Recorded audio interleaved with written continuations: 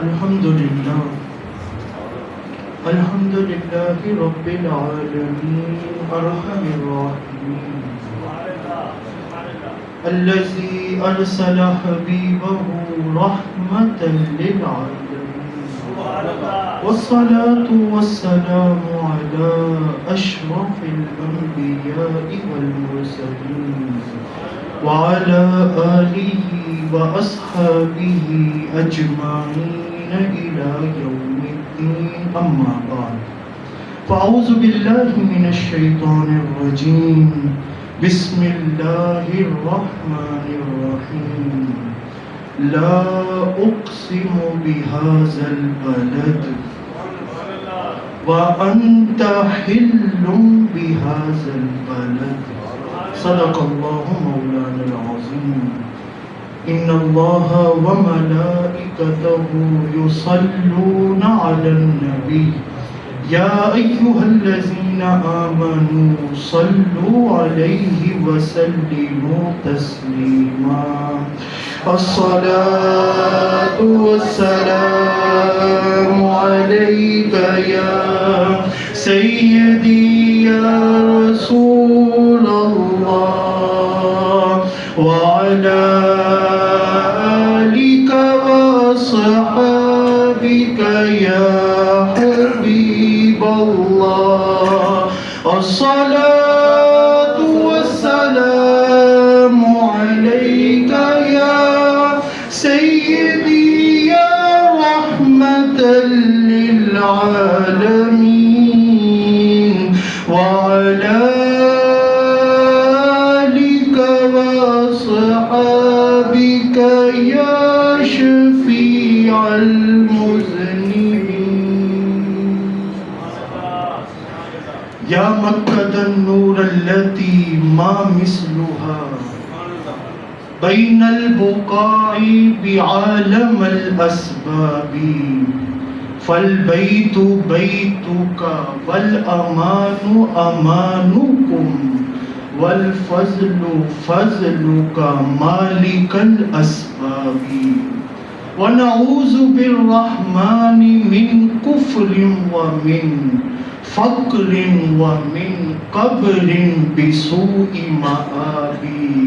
صلى عليه اللهم لب النداء بين الشعوب خلائق الانساب کوئی تو ہے جو نظام ہستی چلا رہا ہے جس کے دل میں تڑپ ہے نا مکہ المکرمہ جانے کی وہ ذرا سبحان اللہ کہے خدا کی عزت کی قسم سبحان اللہ کہنے پر تاجدار کائنات صلی اللہ علیہ وسلم نے ارشاد فرمایا رب ملائکہ کو نہیں کہتا بلکہ اپنی شان کے شایان شان اپنے دست قدرت سے اس کے نام کا درخت جنت میں لگا دیتا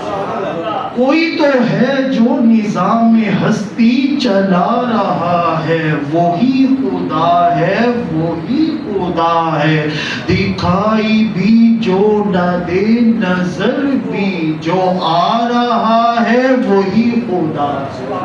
تلاش نہ کر اسے بتوں میں وہ ہے بدلتی ہوئی رتوں میں جو دن کو رات اور رات کو دن بنا رہا ہے وہی خدا کسی کو عزت کے تاج بخشے کسی کو ذلت کے غار بخشے جو سب کے ماتھے پہ مہر قدرت لگا رہا ہے وہی خدا میں نے آپ کے سامنے یہ جو اشعار ابھی پڑھے ہیں نا مظفر وارثی مرحوم مغفور رحمت اللہ تعالی علیہ کے اس کے ریلیونٹ ایک واقعہ ہے وہ انشاءاللہ تعالی العزیز میں گفتگو کے اختتام پر آپ کو بتاؤں گا کہ خدا کس طرح اپنے رحمتوں کے دروازے بندہ مومن پر کھول دیتا ہے میں نے عربی کے جو اشعار پڑھے اس کا ترجمہ پتہ ہے کیا بنتا ہے؟ آج اسی کو میں نے عنوان گفتگو بنایا کہ شاعر نے عربی میں کہا لیکن اس کا ترجمہ یہ ہے کہ کعبے کی رونق، کعبے کا منظر، اللہ اکبر اللہ اکبر،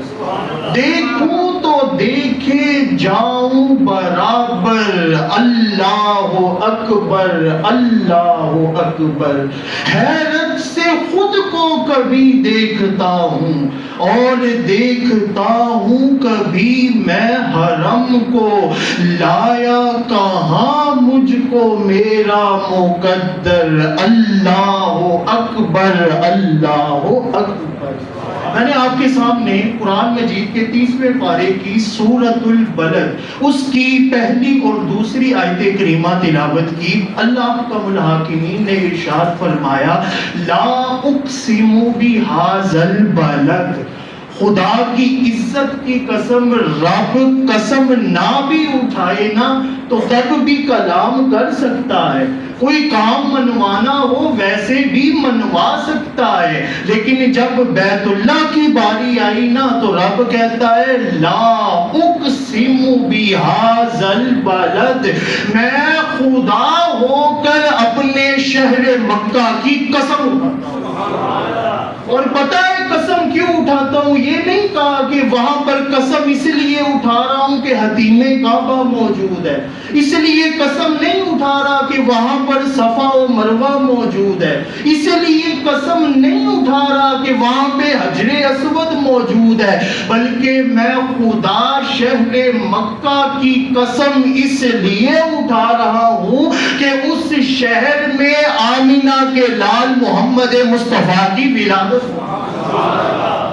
میں خدا اس لیے قسم اٹھا رہا ہوں۔ اور ایک مرتبہ بھی نہیں، سورہ 3 میں چلے، رب ذوالجلال نے ارشاد فرمایا والتین، مجھے انجیل کی قسم، پھر کہا والزیتون، مجھے زیتون کی قسم، پھر کہا وطور سینین، مجھے یہ جو جبل طور، کوہ طور، اس کی قسم، وہذا البلد الامین، اور ساتھ ہی میں خدا اپنے شہر مکہ کی قسم اٹھا۔ اچھا یہ جو مکہ المکرمہ ہے نا، حضرت عیسیٰ علیہ السلام ان کی ولادت باسعادت سے بھی 10 صدیاں پہلے یہ مکہ المکرمہ کا لفظ استعمال نہیں ہوتا بلکہ عرب کا لفظ استعمال ہوتا تھا۔ عرب کی باقاعدہ اقسام تھی، عرب بعیدہ، عرب عاربہ، عرب مستعربہ، یہ 3 قسموں کے عرب ہوتے تھے۔ پھر حضرت عیسیٰ علیہ السلام کی ولادت ہوئی، رب ذوالجلال نے ان کی ولادت باسعادت کی 2 صدیوں بعد مکہ کا لفظ استعمال کیا۔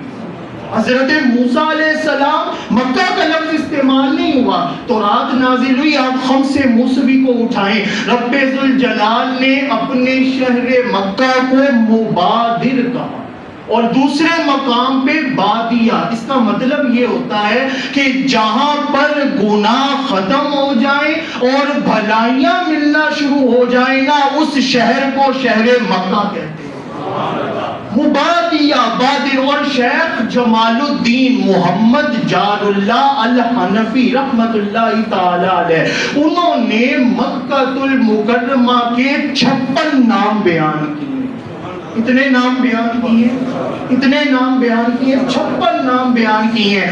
حدیث مبارکہ کو جمع کیا، قرآن کی آیات کو جمع کیا۔ انہوں نے کہا خانہ کعبہ کو المکہ بھی کہتے ہیں، خانہ کعبہ کو المکہ بھی کہتے ہیں، خانہ کعبہ کو البلد بھی کہتے ہیں، خانہ کعبہ کو البلدہ بھی کہتے ہیں، خانہ کعبہ کو الناشطہ بھی کہتے ہیں، خانہ کعبہ کو الناس بھی کہتے ہیں، خانہ کعبہ کو النساسہ بھی کہتے ہیں، خانہ کعبہ کو الباسا بھی کہتے ہیں، خانہ کعبہ کو البساسا بھی کہتے ہیں، خانہ کعبہ کو رحم بھی کہتے ہیں، خانہ کعبہ کو راحم بھی کہتے ہیں، خانہ کعبہ کو رحمہ بھی کہتے ہیں، خانہ کعبہ کو البساط بھی کہتے ہیں، خانہ کعبہ کو قریۃ النمل بھی کہتے ہیں، خانہ کعبہ کو قریۃ الحمص بھی کہتے ہیں، خانہ کعبہ کو العرش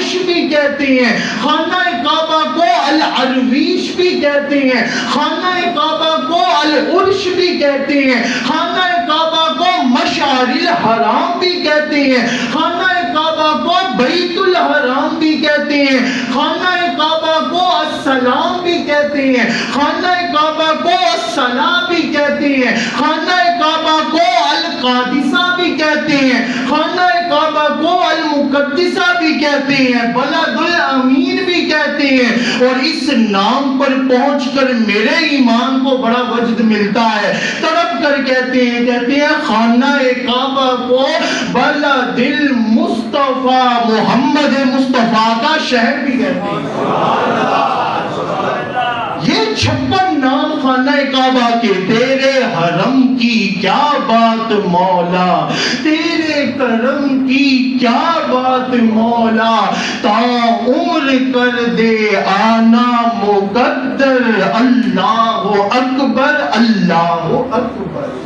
امام ابن ابی شیبہ، مصنف ابن ابی شیبہ کے اندر لائے، امام بیہقی دلائل النبوہ اور شعب الایمان کے اندر لے کر آئے، حافظ ابن کثیر تفسیر ابن کثیر میں لے کر آئے، امام فخر الدین رازی رحمت اللہ تعالی علیہ تفسیر کبیر میں لے کر آئے، اور امام آلوسی رحمت اللہ تعالی علیہ تفسیر روح المعانی کے اندر لے کر آئے۔ تو میں واقعہ آپ کے سامنے نقل کرنے جا رہا ہوں۔ کہتے ہیں یہ جو خانہ کعبہ ہے نا، اس کی 10 مرتبہ تعمیر کیا گیا، 10 مرتبہ خانہ کعبہ کو تعمیر۔ کہتے ہیں جب حضرت آدم علیہ السلام کو اللہ پاک نے جنت سے زمین پہ بھیجا نا، تو حضرت آدم علیہ السلام نے کہا مولا میں عرشوں پر ہوتا تھا، جنت میں ہوتا تھا، ملائکہ کے ساتھ طواف کرتا تھا، تیرا بیت المعمور موجود تھا، مجھے وہ ساری باتیں یاد آتی ہیں۔ اللہ حکم الحاکمین نے کہا آدم اس میں کون سی بڑی بات ہے، میں ابھی جبریل کو بھیجتا ہوں، اس کے ساتھ میرا خانہ کعبہ تم زمین پہ تعمیر کر لو۔ اور خانہ کعبہ زمین کے اوپر تعمیر ہوا، اور یہ وہ خانہ کعبہ کہ جب نوح علیہ السلام کی قوم پر سیلاب آیا نا، تو اللہ حکم الحاکمین نے اس کو آسمانوں پہ اٹھا لیا۔ میرے محمد مصطفیٰ صلی اللہ علیہ وسلم کہتے ہیں جب میں عرشوں پر گیا نا معراج کی رات، تو میں نے اپنے جد امجد حضرت ابراہیم خلیل اللہ کو اس کعبے کے ساتھ ٹیک لگائے ہوئے اپنی آنکھوں سے دیکھا۔ الدرہ نامی اس خانہ کعبہ کو تعمیر 5 پہاڑوں سے کیا، جبل زیتہ، جبل لبنان، جبل خیر، جبل فاران اور جبل طور، ان 5 پہاڑوں سے خانہ کعبہ کو حضرت جبرائیل علیہ السلام نے تعمیر کیا۔ دوسری مرتبہ خانہ کعبہ کو حضرت آدم علیہ السلام نے تعمیر کیا۔ تیسری مرتبہ خانہ کعبہ کو حضرت آدم علیہ السلام کے بیٹے حضرت شیس علیہ السلام نے تعمیر کیا۔ چوتھی مرتبہ خانہ کعبہ کو حضرت ابراہیم علیہ السلام نے تعمیر کیا۔ 5ویں مرتبہ خانہ کعبہ کو قوم عمالقہ نے تعمیر کیا۔ 6ٹھی مرتبہ خانہ کعبہ کو قبیلہ جرہم نے تعمیر کیا۔ 7ویں مرتبہ خانہ کعبہ کو محمد مصطفیٰ صلی اللہ علیہ وسلم کے پردادا جان قصی بن کلاب رحمت اللہ تعالی علیہ انہوں نے تعمیر کیا۔ 8ویں مرتبہ خانہ کعبہ کو قریش کے سرداروں نے آپس میں مل کر تعمیر کیا۔ 9ویں مرتبہ خانہ کعبہ کو حضرت عبداللہ ابن زبیر نے تعمیر کیا، اور 10ویں مرتبہ خانہ کعبہ کو عبد الملک بن مروان نے تعمیر کیا۔ 4 ارب 5 کروڑ 47 لاکھ سال ہو گئے اس زمین کو بنے ہوئے۔ رب ذوالجلال نے زمین کی پیدائش سے بھی 2000 سال پہلے اس روئے زمین پر جب کوئی شے بھی نہیں تھی نا، تب رب ذوالجلال نے جس چیز کو بنایا وہ رب کا بیت اللہ خانہ کعبہ ہے، اور اس کو بنایا اور پھر اس کے نیچے قرآن نے نقشہ کھینچا ہے وَهُوَ الَّذِي خَلَقَ السَّمَاوَاتِ وَالْأَرْضِ فِي سِتَّةِ أَيَّامٍ رب ذوالجلال نے آسمان اور زمین کو 6 دنوں میں بنایا وَكَانَ عَرْشُهُ عَلَى الْمَاءِ اس وقت رب کا عرش پانی کے اوپر تھا کوئی شے موجود نہیں تھی تب خانہ کعبہ کو بنایا ملائکہ کو کہا ملائکہ یہ جو خانہ کعبہ بنا ہے نا اس کے نیچے سے زمین کو پھیلاتے چلے جاؤ اس کعبے کے نیچے سے زمین پھیل کے یہ ساری زمین مرز وجود کے اندر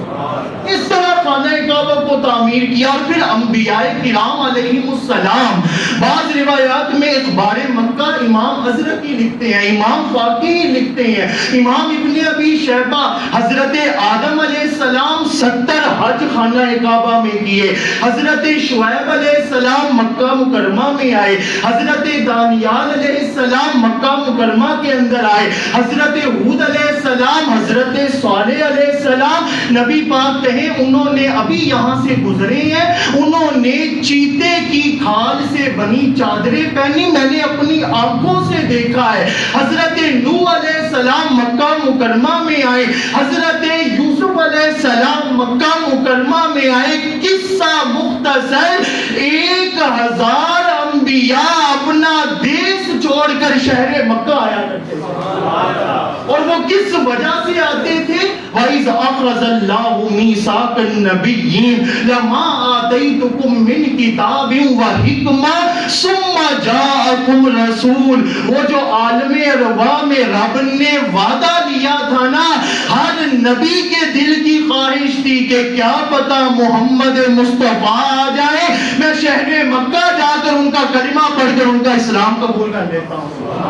ہر نبی شہر مکہ حتیم کعبہ اور مقام ابراہیم اس کے درمیان 300 انبیاء کی قبریں موجود ہیں اور حتیم کعبہ میں حضرت ابراہیم علیہ السلام کی قبر پاک موجود ہے 700 انبیاء حج کرنے کیوں آتے تھے وہ بھی جانتے تھے کہ یہ کوئی عام شہر نہیں یہ وہ شہر مکہ ہے جہاں پر محمد مصطفیٰ کی ولادت موجود ہے اچھا جو خانہ کعبہ ہے نا اس کے بارے میں آپ کو میں تھوڑا سا سٹرکچر بتاتا ہوں خانہ کعبہ کا مقام کیا ہے خانہ کعبہ کی جو لمبائی ہے نا وہ ہے 14 میٹر لمبائی ہے ملتزم کی طرف جو خانہ کعبہ کی جو لمبائی ہے نا وہ ہے 12.84 میٹر حتیم کعبہ کی طرف جو خانہ کعبہ کی لمبائی ہے وہ ہے 11.28 میٹر اور حتیم کعبہ وہ ہے کہ جس کے بارے میں حضرت عثمان غنی تڑپ کر کہتے تھے زمانے والوں اس وقت میں کہیں اور نہیں بلکہ جنت کے ٹکڑوں میں سے ایک ٹکڑے کے اوپر کھڑا ہوں وہ حتیم کعبہ اس کی لمبائی 1.5 میٹر ہے چوڑائی 30 انچ 90 سینٹی میٹر ہے اچھا جو خانہ کعبہ کے جو دروازہ ہے نا وہ خالص سونے کا اس کی لمبائی 3.10 میٹر ہے اور وہ جو میزاب رحمت لگا ہوا ہے نا جس کے بارے میں شاعر نے کہا ہے کہ مانگی ہے میں نے جتنی دعائیں مقبول ہوں گی منظور ہوں گی میزاب رحمت ہے میرے سر پر اللہ اکبر اللہ اکبر وہ میزاب رحمت اس کی لمبائی 1.95 میٹر ہے اور جو حجر اسود ہے اس کی لمبائی 1.10 میٹر ہے اور آپ نے وہ حدیث تو سن رکھی ہے نا کہ تاجدار کائنات صلی اللہ علیہ وآلہ وسلم نے ارشاد فرمایا ما بین بیتی و منبری روضۃ من ریاض الجنہ میرے کاشانہ نور سے لے کر میرے منبر تک کا رستہ کوئی معمولی نہیں ہے بلکہ یہ جنت کے ٹکڑوں میں سے ایک ٹکڑا ہے اور حدیث آپ نے سن رکھی ہے وہاں پہ معاجہ عالیہ شریف کے اوپر بھی لکھی ہوئی ہے جنہوں نے زیارتیں کی اللہ سب کو مدینہ المنورہ کی بات یہ حدیث مبارکہ جو میں سنانے لگا ہوں نا، امام متقی الہندی رحمت اللہ تعالی علیہ کنز العمال میں لائے، پہلی مرتبہ آپ سنیں گے۔ تاجدار کائنات صلی اللہ علیہ وسلم نے ارشاد فرمایا، ما بین الرکن والمقام روضۃ من ریاض الجنہ، مقام ابراہیم سے لے کر حجر اسود تک کا رستہ کوئی معمولی رستہ نہیں ہے، بلکہ یہ جنت کے ٹکڑوں میں سے ایک ٹکڑا ہے۔ اور جو حجر اسود ہے نا، تاجدار کائنات صلی اللہ علیہ وسلم نے کیا مقام فرمایا، ان اللہ تعالی یصافح ما خلقہ اذن یمس الحجر او کما قال، رب ذوالجلال جو حجر اسود کو مس کرتا ہے نا، وہ گویا ایسے ہی ہے جیسے اس کے ساتھ خود خدا مصافحہ کر رہا ہے، رب ذوالجلال کا مصافحہ۔ اور فرمایا فَمَن لَّمْ يُدْرِكْ بَيْعَةَ اللَّهِ وَبَيْعَةَ رَسُولِ اللَّهِ فَمَسَحَ الْحَجَرَ أَوْ كَمَا قَالَ، اگر تم چاہتے ہو نا کہ تمہاری بیعت اللہ کے ساتھ بھی ہو اور تمہاری بیعت محمد مصطفیٰ کے ساتھ بھی ہو، حجر اسود کو مس کر لینا گویا ایسے ہی ہے جیسے تم سے خدا نے بھی بیعت کر لی، تم سے محمد مصطفیٰ نے بھی بیعت کر لی ہوئی ہے۔ اتنا بلند مقام۔ اچھا، جو خانہ کعبہ اور آب زمزم شریف کے درمیان فاصلہ ہے نا، وہ ہے 57 فٹ کا، اور جو مقام ابراہیم اور خانہ کعبہ کے درمیان فاصلہ ہے وہ ہے 11 میٹر کا، اور جو خانہ کعبہ پہ غلاف چڑھا ہوا ہے نا، وہ 54 ٹکڑوں کا بنا ہوا ہے، 54 پیسز، 54 ٹکڑوں کا، اور ہر ٹکڑا 14 میٹر کا ہے، اور خانہ کعبہ کے غلاف کی لمبائی 2630 مربع میٹر ہے۔ پھر خانہ کعبہ کا دروازہ اوپن ہوتا ہے، اندر 3 ستون لگے ہوئے ہیں، سنگ مرمر کا پتھر موجود ہے، ایک صندوق پڑا ہوا ہے قدیم زمانے کا، اس میں تبرکات ہیں انبیاء علیہ السلام کے، پھر 50 ایلومینیم کی سیڑھیاں موجود ہیں، وہاں پر خانہ کعبہ کی 2 چھتیں موجود ہیں، 80 قندیلیں لگی ہوئی ہیں، 1.25 میٹر کا ایک وہاں پر روشن دان ہے جو باہر کی قدرتی روشنی اور ہوا اندر منتقل کرتا ہے، اور سیڑھیوں سے چڑھ کر ان 50 سیڑھیوں کو کراس کر کے خانہ کعبہ کی وہ چھت آتی ہے کہ جہاں پر فتح مکہ کے موقع پر ساروں نے کہا آج تو جشن کا دن ہے، اسلام غالب آ گیا، مکہ کی چھت پر کوئی سردار چڑھے گا؟ کہا نہیں، محمد مصطفیٰ کا بلال مکہ کی چھت پر چڑھے گا۔ اور حضرت بلال حبشی جن کے بارے میں تاجدار کائنات کہیں، میں جنت میں بیٹھا ہوا تھا، امام بیہقی نے روایت نقل کی، میں نے کہا تو جنت کی حور ابو بکر کی ہے، تو جنت کی حور عمر کی ہے، تو جنت کی حور عثمان کی ہے، تو جنت کی حور علی کی ہے، تو جنت کی حور سعد کی ہے، تو جنت کی حور سعید کی ہے۔ اور جب حوروں کی سردار کی باری آئی نا، آقا کریم نے کہا تو میرے بلال کی ہے، اور وہ آگے سے طرف کر کہتی ہے یا رسول اللہ صلی اللہ علیہ وسلم، نچلی ساری حوریں اچھے اچھے مردوں کے لیے، اور میں حوروں کی سردار، میرے لیے بلال ہی بچے تھے۔ محمد مصطفیٰ نے تاریخی جملہ ارشاد فرمایا، کہا چپ کرو، مجھے ابھی بلال سے تو پوچھ لینے دو، تمہیں قبول بھی کرتا ہے کہ نہیں کرتا؟ خدا دے کامل خیال ورگا کسے دا کامل خیال کوئی نہیں، میرے محمد تو ود کے سوہنا کسے دا حسن و جمال کوئی نہیں۔ میں جا کے پوچھے اماں حلیمہ، کوئی سوہنا مدنی تو ڈھیر ہوگے، جواب ملے ادیب کملا کسے نے جنیا بال کوئی نہیں، فلک دا چندے ستارے ویکھن، زمین دے کنے نظارے ویکھن، فرش تو لے کے عرش دے توڑی، کتے بھی ملدی مثال کوئی نہیں، ہزارہ یوسف دے حسن عاشق، کروڑا موسیٰ دے من نالے، مگر میرے نبی دے بلال ورگا کسے دا عاشق بلال کوئی نہیں۔ اور جب آپ اس اذان کے کلمے میں پہنچے نا اشہد ان محمد رسول اللہ، تو پاس ہی گھر میں ابو جہل کی سگی بیٹی حضرت جویریہ پکار اٹھی، رفع اللہ ذکرک یا محمد، اے محمد مصطفیٰ اللہ آپ کا ذکر اسی طرح چمکتا دمکتا رکھے، اور رفعنا لک ذکرک کا ہے سایہ تجھ پر، ذکر اونچا ہے تیرا، بول ہے بالا تیرا، اور یہ فرش والے تیری شوکت کا علو کیا جانے، خسروا عرش پہ اڑتا ہے پھریرا تیرا۔ اور جب حضرت محمد مصطفیٰ احمد مجتبی صلی اللہ علیہ وسلم کہا یا رسول اللہ، جب میں نیچے ہوتا تھا تو اذان کعبے کی طرف منہ کر کے دیتا تھا، اب میں کعبے کے اوپر ہوں، اب کہاں منہ کروں؟ آقا کریم نے کہا بلال گھبراتے کیوں ہو، میں ہوں نا، میں ہوں نا، میری طرف منہ کرو۔ اعلی حضرت کا قلم جنبش ہوا، تڑپ کر لکھتے ہیں حاجیوں آؤ آؤ شہنشاہ کا روضہ دیکھو، ارے کعبہ تو دیکھ چکے اب کعبے کا کعبہ دیکھو۔ یہ ہے خانہ کعبہ کی شان۔ اچھا میں مختصر کر کے نا وقت کو مد نظر رکھتے ہوئے میں آپ کے سامنے خانہ کعبہ کی عربی کے اندر جو سیرت نگاروں نے فضیلت بیان کی ہے وہ بیان کرنا چاہتا ہوں۔ ذرا ایک مرتبہ محبت سے سبحان اللہ، مسکرا کے ذرا سبحان اللہ۔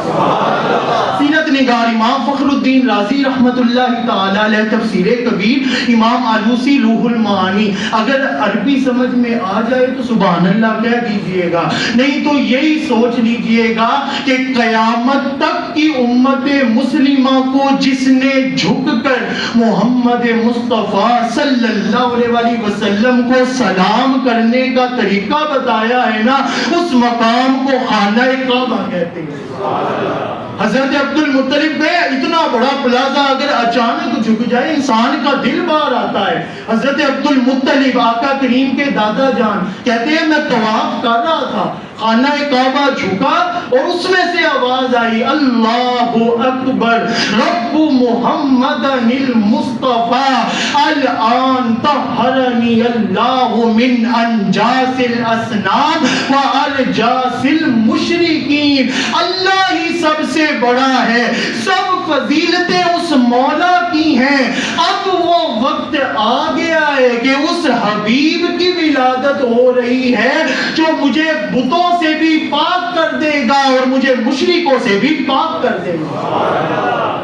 تو اتنی بڑی فضیلت میں سیرت نگاروں نے عربی کے اندر جو بیان کی وہ کہتے ہیں کان المکۃ المکرمہ بیت الحرام ہی اساس الاول فی قلوب المسلمین وقدر المسلمین ومقام المسلمین وشرف المسلمین ومنزلت المسلمین وقدر المسلمین لیس بعجیب کما قال اللہ تعالی فی القرآن المجید اولم نمکن لهم حرما آمین كما قال الله تعالى في القرآن المجيد أولم يروا أنا جعلنا حرما آمنا كما قال الله تعالى في القرآن المجيد وإذ يرفع إبراهيم القواعد من البيت وإسماعيل ربنا تقبل منا إنك أنت السميع العليم كما قال الله تعالى في القرآن المجيد جعل الله الكعبة البيت الحرام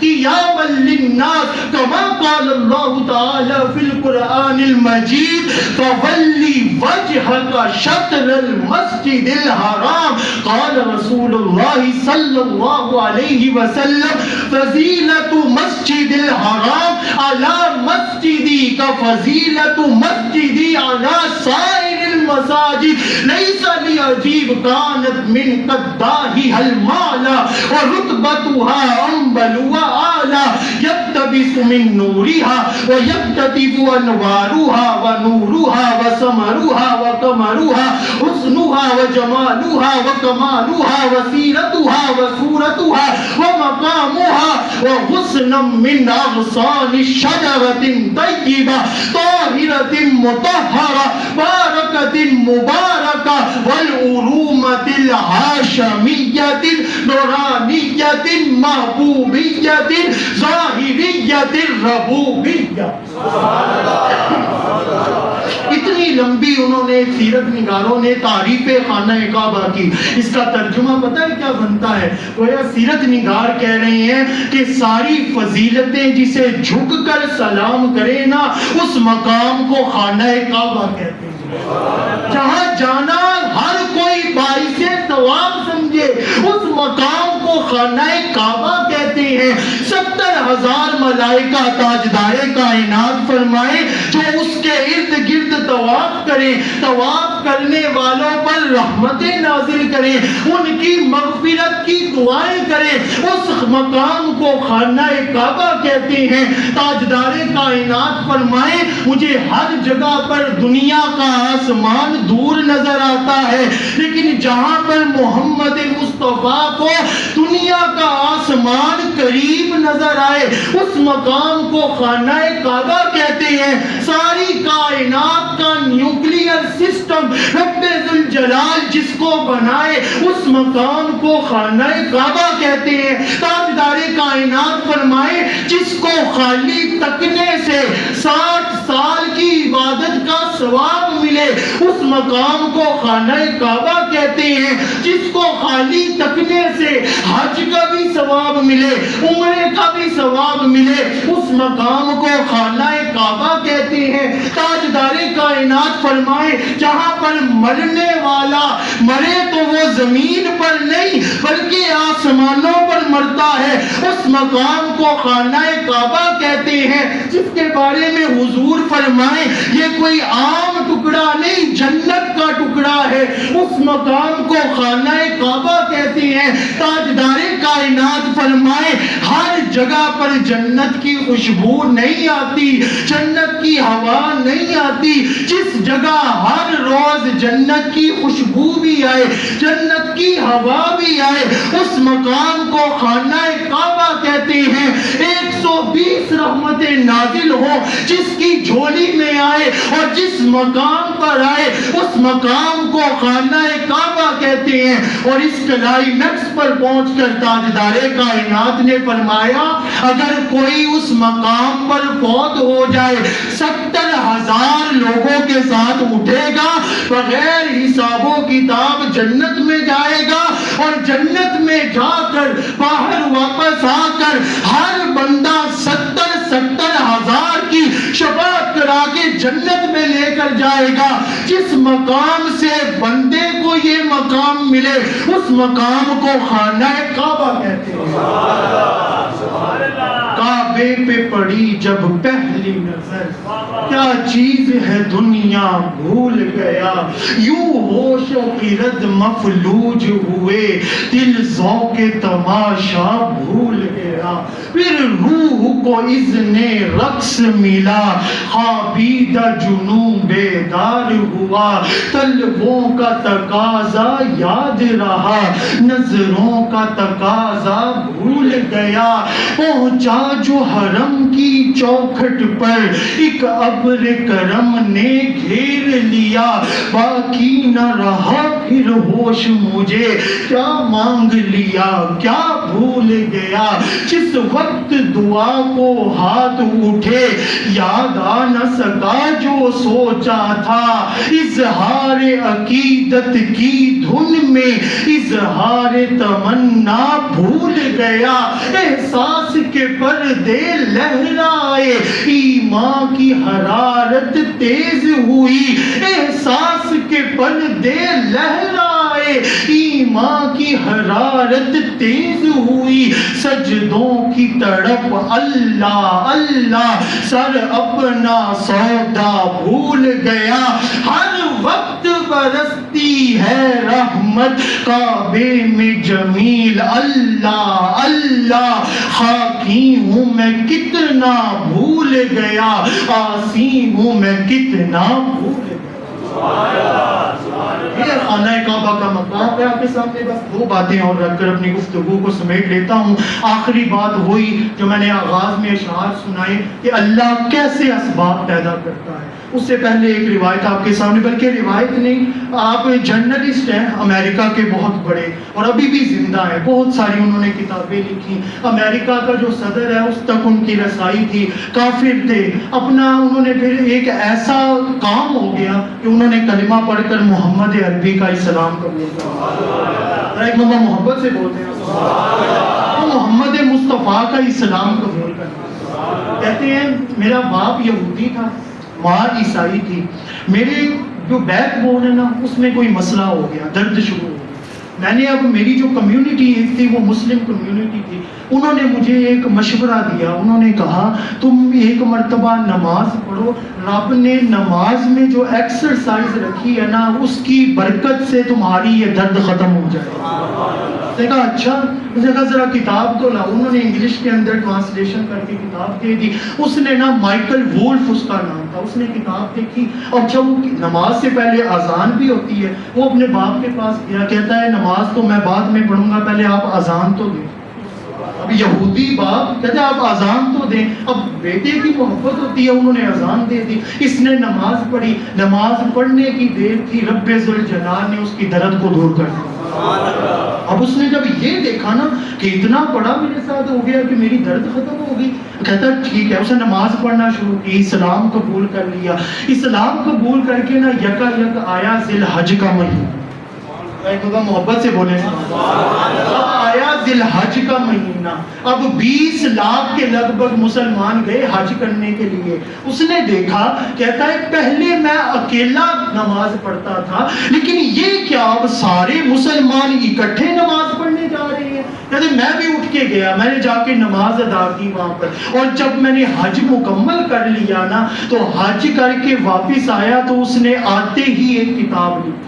1000 routes to the مکہ، اس نے کتاب لکھی، اس کتاب کے 7ویں 8ویں صفحے پہ پہنچ کر پتہ ہے کیا لکھتا ہے، کہتا ہے the Hajj and the annual pilgrimage is one of the most enduring rites for the mankind. About 1400 years ago, it has been providing spiritual destination to all over the world. The Islam is the best religion, fastest growing, about 183 countries, 2 million people performing Hajj at the same place, at the same time, for the same purpose on the earth. تڑپ کر کہتا ہے جو خانہ کعبہ کے اندر رب نے کشش رکھی ہے نا وہ کسی اور روئے زمین پہ رب نے رکھی نہیں، خانہ کعبہ کے اندر جو مقام سرور اور وہاں پر رحمتیں ملتی کہیں اور پہ نہیں ملتی، 183 اسلامی ملکوں سے 20 لاکھ کے لگ بھگ لوگ حج کے لیے آتے ہیں، اور ایک ہی وقت پہ آتے ہیں، ایک ہی مہینے میں آتے ہیں، ایک ہی جگہ پہ آتے ہیں، ایک ہی مقصد کے لیے آتے ہیں۔ جو اسلام اتنا خوبصورت مذہب ہے نا اس جیسا میں نے حسین مذہب اور کوئی دیکھا ہی نہیں۔ کتنی دلکش خانہ کعبہ کی صورت ہے کہ شاعر کہتا ہے کہ خانہ کعبہ کا مقام تمہیں بتاتا ہوں، ہے کتنی کشش خانہ کعبہ تیرے اندر، ہے شاہی کے دیدار تیرا سارا زمانہ، ہے تیری بدولت ہی تو سجدوں کا ٹھکانہ، رخ تیری طرف کر کے ہی جھکتا ہے ہر ایک سر، ہے کتنی کشش خانہ کعبہ تیرے اندر۔ میں اس واقعے کے اوپر اپنی گفتگو مکمل ذرا ایک مرتبہ محبت سے سبحان اللہ۔ یہ واقعہ آپ کو بڑا ہی پسند آئے گا کیونکہ لکھنے والی اتھارٹی علم الحدیث امام ذہبی سیر و اعلام النبلاء مکہ المکرمہ کے مفتی کا واقعہ آپ کے سامنے پیش کرنے والا۔ رب ذوالجلال کیسے اسباب، قاضی ابو بکر محمد بن عبد الباقی الانصاری رحمت اللہ تعالی علیہ۔ ہم چھوٹی چھوٹی چیزوں کے بارے میں سوچتے ہیں اگلے کو کیا پتا چلے گا، ٹھیک ہے ہم کرپشن کر لیتے ہیں، لیکن میں آپ کو یہ جو واقعہ سنا رہا ہوں نا، کوئی قصہ کہانی نہیں ہے، آپ خود سن کر دیکھیں گے کہ ہمیں جو چیز چھوٹی لگتی ہے نا، اس کے اندر رب ذوالجلال کے رحمتوں کے خزانے چھپے ہوتے ہیں۔ تو قاضی ابو بکر محمد بن عبد الباقی الانصاری کہتے ہیں میں نے اب عالم دین بن گیا، دین اسلام میں نے سیکھ لیا، احکامات شریعت میں نے سیکھ لیے، اور اب مجھے کوئی جگہ نہیں مل رہی، کوئی مسجد مل جاتی، کوئی مجھے ایسا مقام مل جاتا جدھر میں دین اسلام کی اشاعت کرتا، جہاں پر میں محمد مصطفیٰ صلی اللہ علیہ وآلہ وسلم کی دین کی تبلیغ، مجھے کوئی جگہ نہیں مل رہی تھی۔ اچانک نا میں مکہ گھر میں فاقے چل رہے ہیں اور بھوک سے برا حال ہے، کہتے میں مکہ المکرمہ کے ارد گرد طواف کر رہا تھا، مجھے نا ایک سونے کی تھیلی ملی۔ محبت سے بولے نا سبحان اللہ، آپ کو بڑا ہی مزہ آئے گا، لطف آئے گا۔ یہ تو مجھے نا ایک سونے کی تھیلی، اچھا میں نے وہ اٹھایا نا، اس میں نا ایک سونے کا بڑا ہی قیمتی ہار اور اس کی مالیت بھی بڑی زیادہ۔ کہتے میں بڑا خوش، میں نے کہا بس اللہ تعالیٰ نے کوئی اسباب پیدا کر دی ہے، اب میں اس کے ذریعے جا کے اپنا سارے گھر کے فاقے ختم ہو جائیں گے، سارے حالت میری بہتر ہو جائے گی۔ کہتے میں نے تھیلی اٹھائی، میں نے کہا میں مولا کے آگے سر سجدے میں شکر کے لیے رکھتا ہوں۔ اچانک ایک بزرگ بابا جی کی آواز آئی، کوئی ہے، نابینا تھے وہ، کہتے کوئی ہے جو میرا وہ تھیلی سونے کے ہار کی مجھے لوٹا دے، کوئی ہے ذرا؟ قاضی ابو بکر محمد بن عبد الباقی کہتے ہیں یہ کیا بات ہوئی، یہ ابھی اچانک مجھے خوشی ملی ہے، اور ساتھ ہی کہتے ہیں وہ نابینا تھے، کہتے ہیں میں 500 اشرفیاں اس کو دوں گا، کوئی مجھے وہ میری تھیلی لوٹا دے۔ کہتے ہیں میں نے نہ جا کر کہا، میں کہا بابا جی یہ آپ کی تھیلی ہے، اس کے اندر یہ سونے کا ہار ہے، کہتے ہیں اللہ تیریاں حیاتیاں کرے، اللہ تینوں کوئی کسی دی کنڈ نہ لگن دے، 500 اشرفیاں دی۔ انہوں نے کہا نہیں میں نے اشرفیاں نہیں دینی، آپ کی امانت تھی، میں نے آپ تک منتقل کر دی۔ اب جب شکستہ دل، ٹوٹا ہوا دل، کہتے ہیں یہاں پر تو کچھ بن نہیں رہا، کوئی ایک نہ قافلہ جا رہا تھا، کہتے ہیں میں ان کے ساتھ نہ برائے سمندر کے ذریعے سفر کر کے کسی دوسرے مقام پہ چلتا ہوں۔ کہتے ہیں اب میں ان کے ساتھ کشتی میں بیٹھا، کشتی سمندر کے درمیان میں گئی، سیلاب آ گیا۔ اب جب سیلاب آیا کشتی ٹوٹ گئی، میں نے ایک پھٹے کو پکڑ لیا، اور اس پھٹے کی بدولت میں نہ کسی طرح میں نے مولا کے آگے دعا کی، مولا تو ہی مجھے مشکل کے اندر سے نکالنے والا ہے۔ وہ اسی طرح کوئی ایک اور لہر آئی، کہتے میں جزیرے پر پہنچا، میں نے کہا اب میں رب کا شکر ادا کروں گا، بڑی مشکل سے موت کو، اچانک میری موت آ رہی تھی اور میں بچ گیا، اللہ نے مجھے نئی زندگی دی۔ کہ ادھر جزیرے کے اوپر پہنچے، ادھر ایک مسجد تھی، وہاں پر جا کر سر سجدے کے اندر رکھا، نماز ادا کر کے اب رو کر قرآن پڑھنا شروع کر دیا۔ قرآن پڑھنا شروع کر دیا، قرآن پڑھتے جا رہے ہیں، آنکھوں سے آنسو جاری، قرآن پڑھتے جا رہے ہیں۔ ارد گرد کے جزیرے کے لوگ نہ اس مسجد کے باہر اکٹھا ہونا شروع ہو گئے، وہ قرآن پڑھتے جا رہے ہیں آنکھیں بند کر کے، وہ اکٹھا ہونا شروع ہو گئے۔ یکا یک انہوں نے آنکھیں کھولی، دیکھا تو سارا پورے لوگ مجمع جمع غفیر لگا ہوا تھا۔ انہوں نے کہا حضور ہم نے آج سے پہلے ایسا قرآن کسی کی منہ سے نہیں سنا، اتنا خوبصورت قرآن پڑھتے ہیں۔ یہاں پر ایک عالم دین تھے، ان کا انتقال ہو گیا ہے، آپ ذرا ہمیں قرآن تو سکھا دیا کریں۔ اس ہار کی جو قیمت تھی اس سے 2 گنا زیادہ قیمت انہوں نے ان کی تنخواہ کی مقرر کر دی۔ اب ان کے سارے حالات بہتر ہو گئے، مسجد مل گئی، جگہ مل گئی، اب دین اسلام کی اشاعت شروع ہو گئی۔ یکا یک 2 سال گزرے نا تو پھر وہ سارے جزیرے کے لوگ آ گئے۔ انہوں نے کہا حضور وہ جو عالم دین کا انتقال ہو گیا تھا نا، ان کا ایک مدرسہ بند پڑا ہوا ہے، ذرا آپ ایک مرتبہ وزٹ کر لیں، اگر وہ مدرسہ آپ کو سمجھ میں آتا ہے تو وہاں پر بچوں کو پڑھائیں۔ کہتے وہ انہوں نے مدرسہ دیکھا، انہوں نے کہا مجھے یہ زمین پسند آ گئی ہے، اس زمین کو میں خرید لیتا ہوں۔ زمین خرید لی، اب وہاں پر ہزاروں کی تعداد میں طلبہ و طالبات دین اسلام پڑھتے جا رہے ہیں۔ اب یہاں پر لہریں ہر جگہ کے اوپر فراوانی ہے نعمت۔ اچانک 5-6 مہینے گزرے، انہوں نے کہا اگر آپ اعتراض نہ کریں، برا نہ منائیں، تو وہ جو عالم دین کا انتقال ہو گیا ہے نا، ان کی ایک بیٹی ہے، ان کے ساتھ ہم چاہتے ہیں کوئی اور شادی نہ کرے، عالم دین کی بیٹی ہے، ایک عالم کی اس کے ساتھ شادی کر دیتے ہیں۔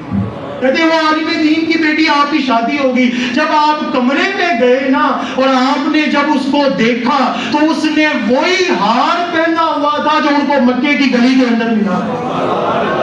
حیران ہو کر اب ٹکٹکی باندھ کر ہار کو دیکھتے جا رہے ہیں, آنکھوں میں آنسو جاری ہیں. وہ آگے سے کہتی ہے میرے سردار آپ کو ہار بڑا پسند آیا, کہتے ہیں تو آپ کو دے دیتی ہوں. کہا ہار کی بات نہیں ہے, ایسا ہی ہار مجھے مکے کی گلی میں ملا تھا, کسی نابینا بزرگ بابا جی کا تھا, ان کو میں نے دیا, انہوں نے دعائیں دی تھی, مجھے وہ بس منظر یاد آ رہا ہے. وہ رونا شروع ہو گئی کہ تم کیوں رو رہے ہو؟ کہا وہ بزرگ بابا جی میرے والد ماجد تھے, وہ میرے بابا تھے, انہوں نے, اور جب آپ نے ہار ان کو دیا تھا نا تو ہر روز وہ گھر کے اندر تہجد کے وقت مصلی ڈال کر بیٹھ جاتے اور ہمیشہ گڑ گڑا کر دعا کرتے, مولا وہ جو مکے کی گلی میں مجھے امانت دار ملا تھا نا, اس جیسا ہی کوئی امانت دار میری بیٹی کا شریک بنائے.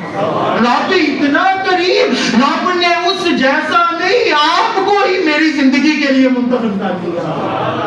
طاقت اللہ کی یہ شان, یہ عظمتیں. تو پھر اس ان اشعار کے اوپر میں گفتگو مکمل کہ مقدر بانٹنے والا مقدر بانٹ دیتا. ذرا ایک مرتبہ محبت سے بولے نا سبحان اللہ. مقدر بانٹنے والا مقدر بانٹ دیتا ہے, کبھی قطرہ کبھی پورا سمندر بانٹ دیتا ہے. محبت اس کو ہو جائے تو پھر محبوب کی خاطر زمین و آسماں کا سارا لنگر بانٹ دیتا ہے. اور اگر محفوظ رکھنا چاہے اپنے گھر کو دشمن سے, ابابیلوں کے لشکر میں وہ کنکر بانٹ دیتا ہے. اور اس شعر پر پتہ نہیں کون تڑپ کر سبحان اللہ کہتا ہے, وہ جس کی آل کو امت نے عاشق تشنہ لب مارا, سنا ہے حشر میں وہ آب کوثر بانٹ دیتا ہے. سنا ہے حشر میں وہ آب کوثر بانٹ دیتا ہے. اللہ احکم الحاکمین سے دعا ہے کہ ہمیں اس آب کوثر کے ٹھنڈے جام دست محمد مصطفیٰ صلی اللہ علیہ وسلم سے پینا نصیب فرمائے. آخر پہ ایک ضروری اعلان سماعت فرما لیں. ہر سال کی طرح اس سال بھی عید الاضحیٰ کی نماز جامع مسجد حنفیہ انوار مدینہ سیٹلر ٹاؤن میں صبح 6:30 بجے ادا کی جائے گی. اب آپ سے گزارش ہے وقت پر تشریف لائیں تاکہ ہم وقت پر عید الاضحیٰ کی نماز ادا کر سکیں. اللہ آپ کا آنا مل بیٹھنا اپنی بارگاہ میں